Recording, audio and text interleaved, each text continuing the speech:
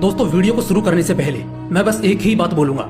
अगर आप एक स्टूडेंट हो और आपका पढ़ने में मन नहीं करता, आप एक गरीब घर से हो, आपकी जिंदगी को प्रॉब्लम्स ने घेर रखा है, तो आज जो रियल लाइफ स्टोरीज मैं आपको सुनाने वाला हूँ, इन्हें सुनने के बाद आपके पास एक भी बहाना शेष नहीं बचेगा, बल्कि आपके पढ़ने का जुनून 7वें आसमान पर पहुंच जाएगा। आंखों में आंसू लिए एक लड़का अपनी बहन के साथ एक अनाथ आश्रम में जाता है। दरअसल बड़ी कम उम्र में उसकी पढ़ाई छूट गई, क्योंकि उसके पिता को अस्थमा की खतरनाक बीमारी थी। परिवार इतना ज्यादा परेशान था कि पढ़ाई तो दूर, खाना खाने तक के पैसे नहीं थे। ऐसी परिस्थिति में आप ही बताओ उस छोटे से बच्चे पर क्या बीती होगी, क्योंकि महज 11 साल की उम्र में उसके पिता की मौत हो गई। यानी जिस उम्र में एक इंसान को अपने पिता की सबसे ज्यादा जरूरत होती है, उस उम्र में इस लड़के के सिर से पिता का साया उठ गया। और माँ, जो एक बार खुद की जान ले लेगी लेकिन कभी अपनी औलाद को खुद से अलग नहीं करेगी। मगर अब वो माँ भी क्या करती, क्योंकि वो अपनी औलाद को भूख से तड़पते नहीं देख सकती। इसलिए उस माँ ने अपने बेटे को, यानी उस लड़के को, उसकी बहन के साथ अनाथ आश्रम भेज दिया। एक दिन एक बड़े IAS अधिकारी का वहाँ आगमन हुआ। ये लड़का बस उस IAS को निहारता रहा, जिसकी चमक के सामने सब फीके पड़ रहे थे।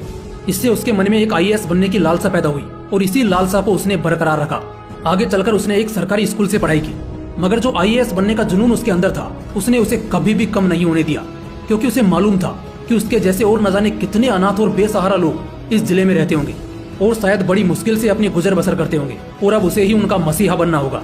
वो कहते हैं ना, अगर किसी चीज को शिद्दत से चाहो तो पूरी कायनात उसे तुमसे मिलाने की कोशिश में लग जाती है। कुछ ऐसा ही इस लड़के के साथ भी हुआ। झोपड़पट्टी में बड़े संघर्षों भरा सफर रहा। दिन भर काम करता और रात भर पढ़ाई।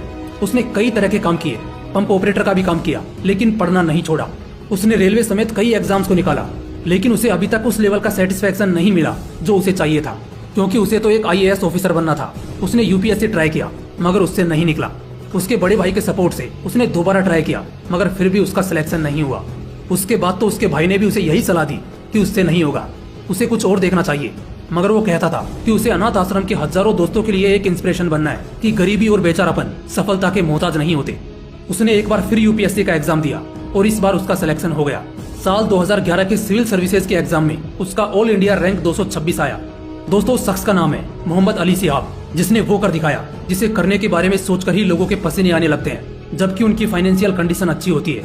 बड़ी बात यह नहीं है कि उसने इंडिया के सबसे टफेस्ट एग्जाम को निकाला, बल्कि इससे भी बड़ी बात तो ये है कि वो जिस परिस्थिति से निकल कर आया, उसमें एक नॉर्मल इंसान खुद को हालातों का मारा हुआ सोचकर अपने कदम पीछे ले लेता है। मगर वहीं जिनमें जिक्र होता है, वो बार बार इस सोच को गलत साबित करके लाखों लोगों के इंस्पिरेशन बन जाते हैं। उन्होंने अपने जीवन के इन तमाम संघर्षों को खुद बताया जब उन्हें एक एनुअल फेस्ट में चीफ गेस्ट के तौर पर इनवाइट किया गया था। उनके स्पीच में न केवल उनके संघर्षों की वो दास्तान थी, बल्कि उससे लड़ने की जो ताकत होती है, वो भी उनके शब्दों से साफ झलक रही थी। सोचो, अगर आंख न रहे तो बड़ा सपना तो क्या, कुछ दूर तक देख पाना भी नामुमकिन हो जाता है।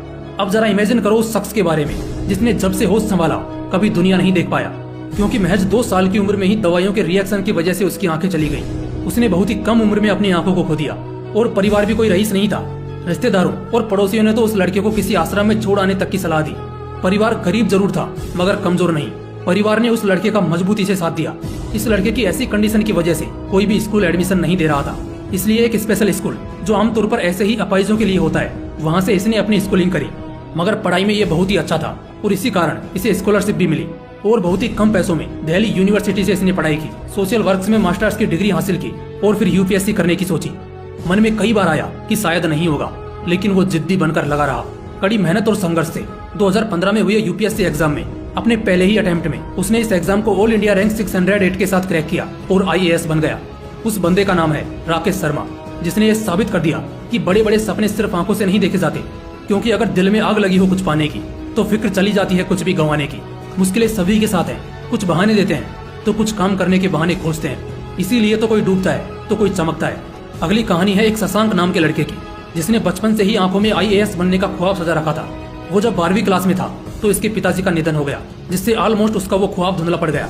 उसके बाद उसकी माँ खेती करने लगी। परिवार की हालत ऐसी हो गई थी कि पढ़ना तो दूर, ठीक से जी पाना भी मुश्किल हो रहा था। लेकिन जब उसकी माँ ने देखा कि उसके बेटे में वो लगन है जो एक IAS बनने के लिए चाहिए, तो उसने बेटे को आगे पढ़ाई करने की बोली। मगर शशांक राजी नहीं हुआ।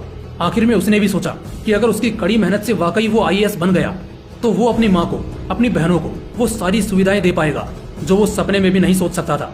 इसी मिशन के साथ वो अपनी माँ से सिर्फ 1 साल की मोहलत मांगता है और अपनी माँ से वादा करके शहर निकल जाता है। बड़ी मुश्किल से किराया जुटा पाता है। कई बार तो गरीबी का आलम कुछ इस कदर था कि उसे बिस्किट खाकर अपनी भूख मिटानी पड़ी। मगर उसकी कड़ी मेहनत से एक दिन उसकी किस्मत भी चमक उठी जब 2007 के सिविल सर्विसेज में उसने शानदार परफॉर्म करते हुए ऑल इंडिया रैंक 5th हासिल की और बन गया एक IAS ऑफिसर, जिसका उसने अपनी माँ से वादा किया था।